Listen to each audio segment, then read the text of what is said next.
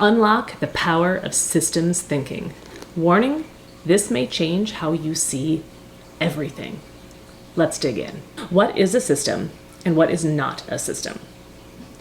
Sand on a road is not inherently a system. It's just sand on a road. You can take sand away, you can rearrange it, you can add sand, and it's still just sand on a road. A system has three things: elements, connection, and a function or purpose. A soccer ball, for example, is a system. It has its bits of fabric, it has stitching in between the fabric or the plastic or the leather or whatever it's made of. It has a valve for air, and it has air inside. And so those together behave as a system where one can kick it, hopefully, into a goal. And if one of those elements was removed, say the air, it would no longer behave like a soccer ball. If it didn't have stitching to keep the pieces together, it is no longer behaving like a soccer ball, and it's no longer the same kind of system. Now, a system, the further you break it down, the less recognizable it is. If we took that soccer ball and we spread it into a bunch of pieces, it's really hard to recognize it as a soccer ball, and it won't behave like a soccer ball. You've got to see the whole thing together. It's like being a mouse in the grass versus an eagle overhead. Seeing the whole system together can help us recognize what the system is, what it's for, what it's doing. Being a mouse in the grass is good for understanding the sub-elements of a system. Everything we do is in the context of a feedback loop. There are two kinds of feedback loops. A stabilizing feedback loop is where, say you have a hot cup of coffee that's at 130 degrees, and you have a room that's at 70 degrees. Well, that coffee is going to get cooler quickly at the 130 degrees, and then gradually as it lowers its temperature, that lowering is going to get slower until it's about room temperature.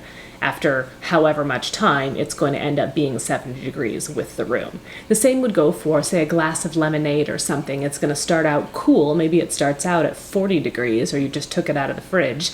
Then it's going to get warm pretty rapidly at first to get up to that 70 degrees, and then it's going to slow down its change, but it will still end up, after it's sat out for a little bit, it's going to end up at about room temperature. So those are stabilizing loops.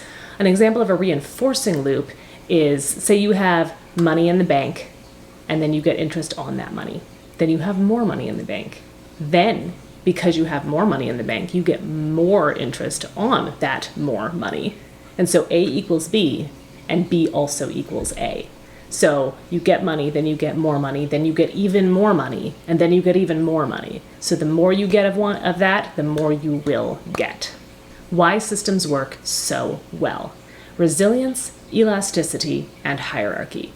Resilience, a resilient system, an example of that is, say, an economy that after a recession, it builds itself back to its previous state of awesomeness. That's resilience. That's actually meta-resilience, a system that can rebuild itself. An example of more basic resilience would be, say you used to be really in shape, and then life got really busy and you just didn't have the time. You just couldn't carve out that time for a couple of months. Well, your fitness level might go down a little bit in those couple of months, but you can start your exercise program again and get that fitness level back.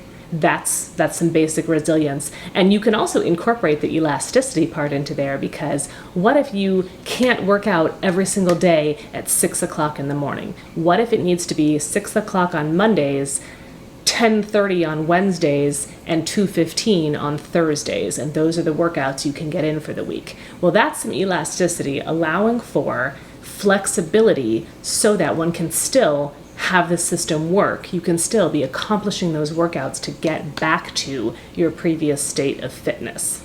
The hierarchy. A system starts at its lowest possible elements, the cells, then the organ, then the body, not the other way around. An example of sub-optimization in a system is where an element in the system, like the whole system, starts working so that one element of a system is the star. An example would be a sports team, say. Maybe you have someone on your soccer team who we really want to show off for one game. We really want this kid to get noticed by some scouts for for a school they want to go to. And so for that game, the job of the team is to highlight that one player, regardless of the outcome of the game for the rest of the team. How and why systems can sometimes surprise us. There are boundaries in systems, but they are usually of our own making. Say you're training for a 5K that you've got in 2 months, and so you look at how much do I think I can train starting today, starting this week, and next week, so that I can be sure I'm ready for that 5K. Well, those are boundaries you have set for yourself to train for that. If you think you can run 3 times this week, that is a boundary of your own making. Really, if you were really serious and really dedicated and maybe a little bit worried, would you be able to run more that week? Would you decide, hey, maybe I need to run 5 times that week instead of 3? So we need to evaluate our boundaries in the contexts of these systems to achieve what we're trying to achieve. Delays of information often causes problems in systems. It can cause major fluctuations and oscillations. So let's say, for example, you're selling a book on Amazon. If you get feedback from Amazon every single time a book is sold, there's one more in the sold column and one less in the stock column, as in the still have available column. Well, if you get a notice every single time, you're getting immediate feedback on how many you've sold and how many are still available. But what if you only got an update every 30 minutes? How many books can Amazon sell in 30 minutes? Particularly if the people who are buying the book knew that a book was going on sale right about then. I'm going to guess 30 minutes is a long time for books to sell. So if you only get an update every 30 minutes, that's going to cause huge fluctuations in your stock. You are not going to be able to keep that book in stock, depending on how well it's selling, of course, if you're not getting accurate and up-to-the-minute feedback. And this is the same for all systems. We need accurate feedback, and we need to reduce delays as much as possible to keep everything functioning optimally. We also need to realize that people make the best decisions they can with the information they have, and make allowances for the fact that that information is very rarely perfect. Think about that Amazon delay. If you get a notice every time, your information is a lot better and you can make a lot faster, more accurate decisions. But if you only get a notice every 30 minutes for that, you have incomplete information and you have to make a decision based on, like, the best decision you can make based on that incomplete information, based on the delay. Traps and opportunities. Escalation is an example of a trap in a system. It's like not just keeping up with the Joneses, but keeping a little bit ahead of the Joneses. We escalate and then we have to escalate more. You need to make sure your vacation is a little bit nicer than the Joneses, and you need to make sure that you get a little bit nicer car than the Joneses. And do you try the new restaurant before the Joneses? Keeping the escalation factor going is kind of a vicious cycle. It's a trap. We got to be aware of that. Success to the successful. The more success you have, the more likely you will continue succeeding. Nothing succeeds like success. The example of rich people tend to invest their money, and then that inherently grows. That money will become more valuable. If you put money into an index fund, if you have money to put into an index fund, that money will then grow with the stock market. Whereas if you don't have money to put into an index fund, not only do you not get that stock market growth, the money you have due to inflation becomes even less valuable. So success to the successful is a vicious trap, but we have to be aware of it. Rule beating. This is an action where you follow the exact letter of the rule, but not the spirit that the rule was made for. An example of this is, say you have a project that you've been allotted $1,000 this year in the first year of the project to do, and close to the end of that first year you realize you've only spent $800. Well, you know that next year, the second year of the project, the budget will be adjusted based on the first year of the project. So if you've only spent $800 in the first year, they're going to adjust you to $800 in the second year instead of $1,000. So what you do, because you know about this and because you know the rules, you're going to just spend that extra $200 on anything just to use it up. because you want to follow the letter of that rule, which is you spend your money or we take it away and we adjust next year.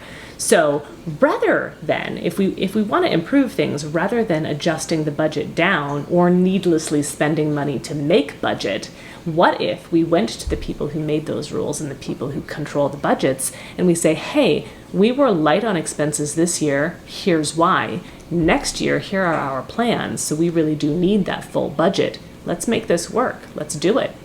Leverage points in a system, places to change things for maximum impact. Delays are a huge leverage point in a system. The faster your feedback loop is, the better the entire system will be. The more you can pivot to respond to exactly what's happening right now with your data. That is the best and easiest leverage point to use, is to reduce delays in your feedback. Rules.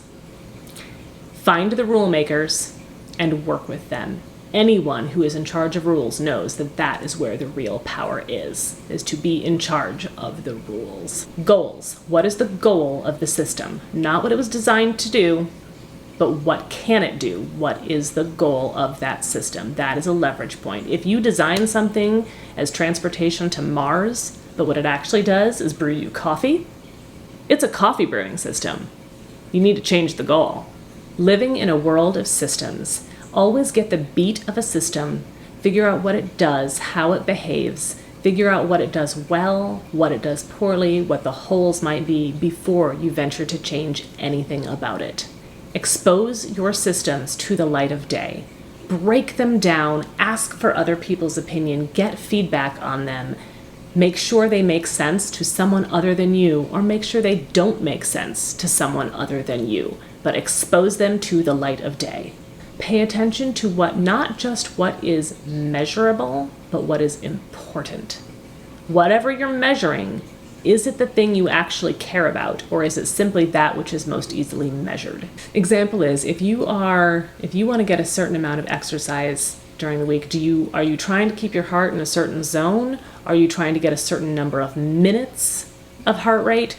What are you trying to achieve? More flexibility? Pay attention to what you're actually trying to achieve versus that which is most easily measured. Are you getting your time in there? Is your heart rate elevating, or are you just putting in the minutes?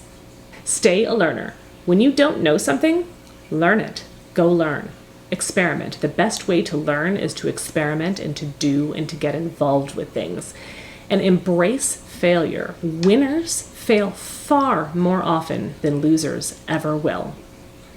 Remember, we don't rise to the level of our goals, we fall to the level of our systems. Let's make sure they're good systems. Thank you so much for watching. If you got anything at all out of this video, please hit the like button and subscribe. For some great conversation starters, check out this video, and I'll see you there. Keep being amazing.